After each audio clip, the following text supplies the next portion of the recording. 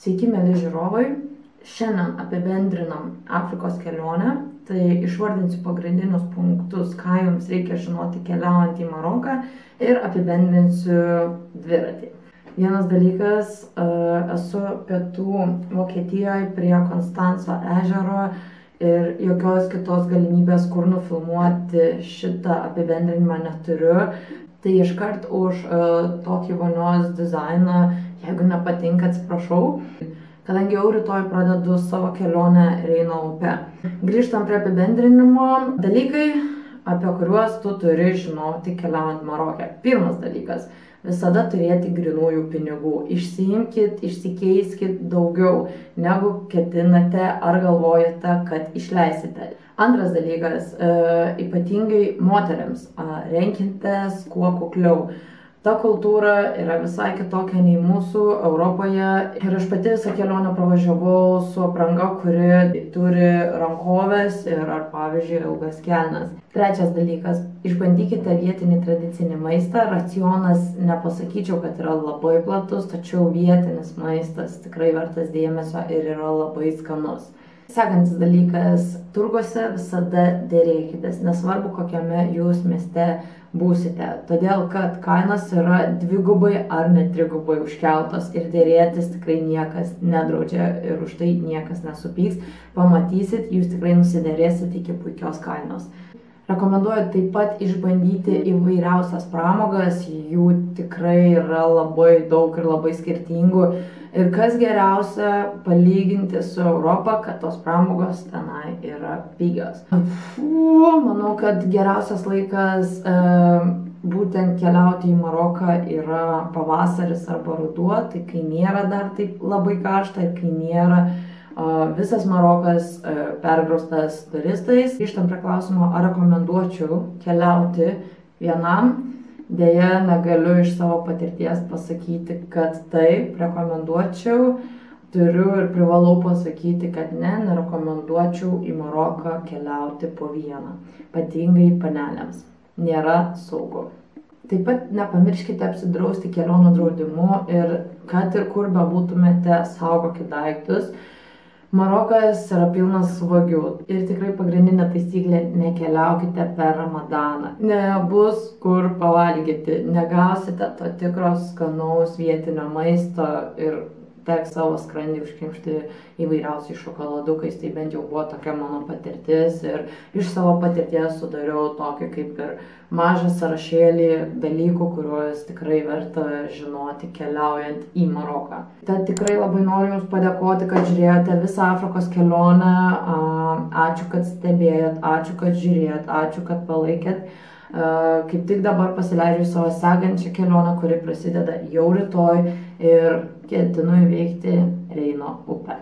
Apibendrinant mano naują dviratį, kaip jis pasitarnavo šioje Afrikos kelionėje, galiu teigti. Dviratis yra skirtas ilgiems atstumams ir įvairiausiams žygiams įvairių maršrutų. Tai ką reiškia, kad tu gali drąsiai važiuoti bekele ar asfaltu, ar miško keliukais, ar per duobes, ar ne. Tai vienintelis dalykas, tai man tikrai trūko pasidaryti prieš kelionę baikfitą, kurio ir šiai dienai man tikrai trūksta ir tai yra reikalingas ir žūtbūtinis dalykas, kurį aš turiu dabar pasidaryti. Kalbant apie klipsus, pirmas 3 dienas aš kritau, nes pastoviai pamiršdavau, kad esu su klipsais, o ne su kedais. Po 3 dienų praktiškai, kai jau pasiekiau Afriką, pradėjau nebekristi, įsisekti, išsisekti, viskas pavyko sklandžiai. Viskas, nebebuvo jokių problemų ir dabar esu labai patenkinta, kad šiemet jau minu su klipsais, o nebe kedais.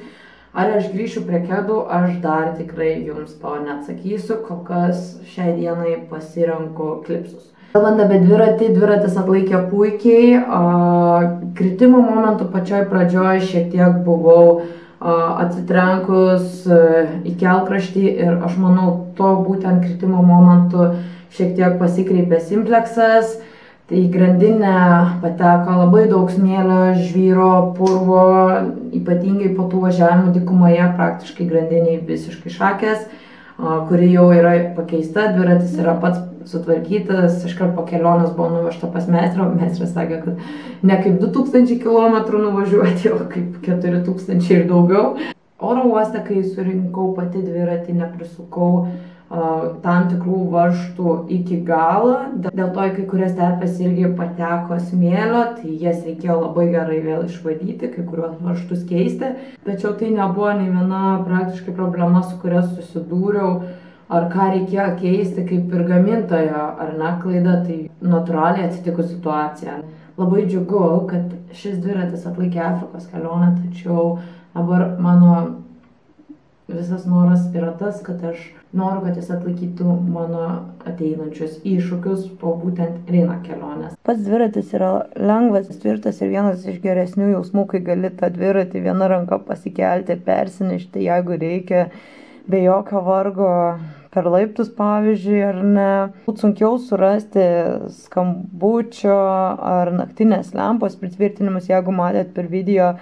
Pas mane buvo išgalvota, tai praktiškai galėčiau apibendrinant pasakyti, kad dviratis tinka visiems, nuo pradedančio keliautojo iki profesionalo. Dizainas yra puikus, tašiukai tilpo visi. Grįžus po kelionės, kad kai transportavau dviratį lėktuvu, pastebėjau, kad būtent po vairu esantis tie laidai stabdžių ir bėgių, jie buvo labai užsilenkę stipriai ir gavos taip, kad aš juos pažeidžiau, tai juos gali būti ateityje reikės tikrai keisti. Pagrindiniai skirtumai tarp mano senojo dviračio ir naujojo dviračio yra patogesnė žymiai naujo dviračio Rockbros sėdynė. Aš net nenaudojau dviratininkų šortų pirmas 10 dienų, nes net neturėjau jokio diskomforto. Aišku, jau kai pasiekiau Atlaso kalnus, pradėjau naudoti. Dviračio svoris, tai naujasis nerealiai lengvas. Ar su bagažu, ar be bagažo problemų tikrai nebuvo.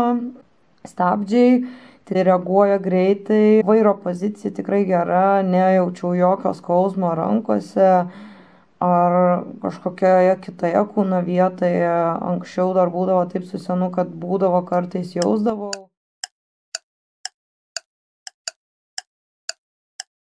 Iki.